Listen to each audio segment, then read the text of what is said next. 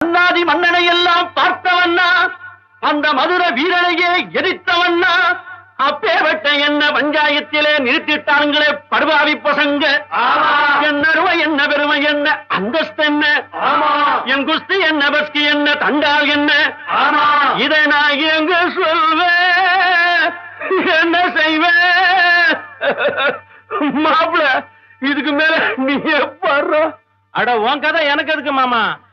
ஏன் சோக கதைய கேளு தாய்க்குலமே, தாய்க்குலமே, நம்ம தாய்க்குலமே, நம்ம தாய்க்குலமே, அத கேட்டா